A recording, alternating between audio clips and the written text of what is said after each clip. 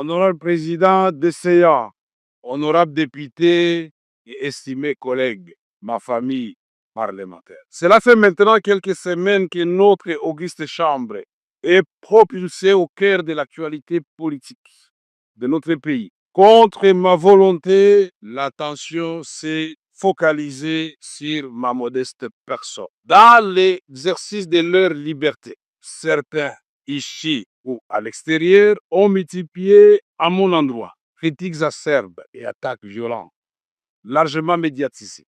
Mais d'autres, nombreux, m'ont témoigné leur amour et leur soutien. Aux uns et aux autres, je tiens à dire merci infiniment. Fort malheureusement, ce débat, si la déchéance éventuelle de quelques membres du bureau de l'Assemblée nationale a fini par occulter les véritables défis prioritaires auxquels notre pays est confronté à ce moment.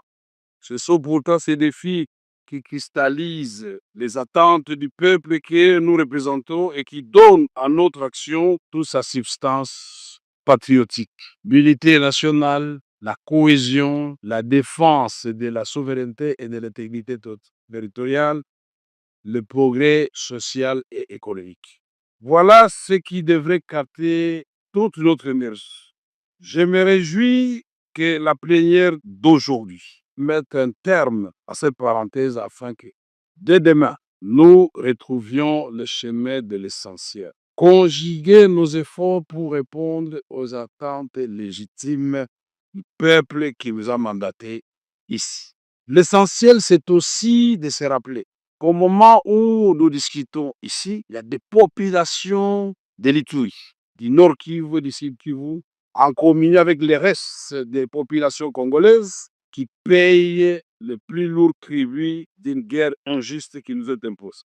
L'essentiel, c'est encore de garder à l'esprit qu'il nous reste de nombreuses batailles à mener et de nombreux défis à relever, au premier rang desquels le chômage et la pauvreté. L'essentiel, enfin, c'est d'être capable de sacrifier une part de nos intérêts présents au nom de la construction radieuse d'un avenir collectif. Honorable député, estimés collègues, à travers une pétition qui m'a été notifiée par voie d'huissier, un groupe de collègues a mis en cause ma responsabilité en qualité de président de l'Assemblée nationale, de notre auguste chambre. Une lecture minutieuse de cette initiative montre que l'essentiel des préoccupations soulevées par mes collègues pétitionnaires porte sur le traitement réservé aux honorables députés et la gouvernance de l'Assemblée nationale. Au nom du principe de redevabilité, auquel je suis profondément attaché et qui constitue un fondement de toute société démocratique, je me suis soumis à cette procédure mise en place, comme l'a si bien dit mon petit frère et ami Peter Kazadi, président de la commission. Je me suis donc soumis à cet exercice et j'ai répondu à chacune des préoccupations des pétitionnaires. 19 septembre 2025 devant la commission spéciale et temporaire instituée à cet effet. Pièce contre pièce, j'avais promis au président de la commission et aux membres de la commission que le lendemain, j'amènerai 3 documents qu'ils avaient demandé. Premier document pour justifier tous les fonds d'avril 2024 jusqu'au mois d'août de cette année. Deuxième document, les règles générales pour la sortie de fonds. Et troisième document, c'était de preuve que cela a été fait comme cela. Ces documents ont été remis au président séance tenante devant le membre de la commission.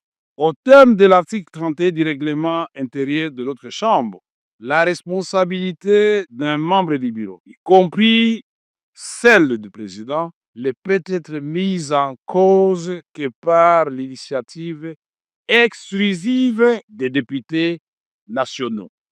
C'est-à-dire que le quorum de recevabilité lié au nombre de signatures ne peut être apprécié qu'à condition que la qualité de chaque signataire soit indiscutablement établie. Dans les cas contraires, par bon sens et par droit, l'initiative est frappée d'irrégularité et ne saurait produire aucun effet.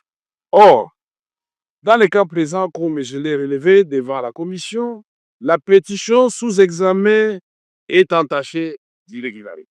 Le cas le plus flagrant réside dans le fait qu'elle n'est pas l'œuvre exclusive des députés nationaux. Honorables députés, estimés collègues, mieux que quiconque, porté par la conviction et l'amour de la patrie, j'ai activement œuvré à l'avènement d'une alternance pacifique dans notre pays et en faveur de son Excellence, M. Félix Tshisekedi Tshilombo, président de la République et chef de l'État. Aujourd'hui, je me réjouis de constater que nombreux de ceux qui nous ont rejoints et ont épousé cette conviction que nous étions si peu à partager à son temps, celle d'une refondation de notre État autour du président Félix Antoine Tshisekedi Tshilombo. J'ai consacré l'essentiel de ma vie à la recherche de la consolidation de la paix, ainsi qu'à l'amélioration des conditions de vie de notre population. Je voudrais vous rassurer, je ne suis animé ni de colère, ni de ressentiment envers qui que ce soit. Mon cœur est trop étroit pour s'encombrer avec de tels fardeaux. Il s'emploie à entretenir l'amour fraternel et à cultiver les vertus du pardon. Honorable député, estimés collègues, le vote attendu ici, quels qu'en soient les résultats, porterait immanquablement un coup dur aux acquis auxquels j'ai contribué moi-même et que nous sommes tous appelés à préserver. Je prends donc la mesure du spectre de la division et des clivages qui menacent de fragiliser la cohésion nationale et l'harmonie institutionnelle, pourtant indispensable à la réussite de notre projet collectif, restaurer la paix, impulser le développement, renforcer le rayonnement de notre pays. Honorables députés, estimés collègues, je ne vais pas vous promener dans les Saintes Écritures pour vous parler du roi Salomon avec les deux femmes qui se disputaient un enfant. Je respecte la ligne tracée par le président, mais nous avions beaucoup à dire avant de lui dire au revoir. Honorables députés, estimés collègues, à vous, j'estime mon amour fraternel et ma gratitude sincère pour le moment partagé au service de notre beau pays. À toutes celles et ceux qui m'ont apporté un soutien spontané dans cette épreuve, je dis merci. Aucun mot n'est assez fort pour exprimer ma reconnaissance. Sachez que vous pouvez toujours compter sur moi. Je vais également m'adresser à nos collègues pétitionnaires. Merci à vous. Merci car au-delà de l'épreuve, il y a l'apprentissage. Chers frères et sœurs, ce qui nous unit est infiniment plus fort que ce qui nous divise. À votre démarche démocratique, j'ai apporté des réponses précises devant la commission spéciale et temporaire. Je n'ai aucun doute que notre lanterne à nous tous a été éclairée.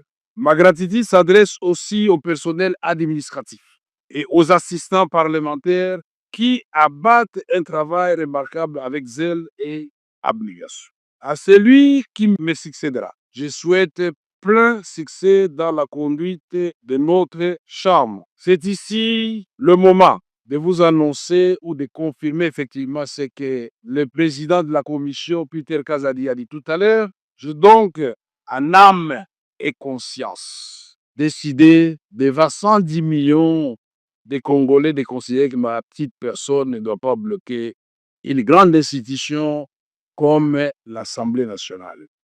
J'ai donc décidé de déposer ma démission.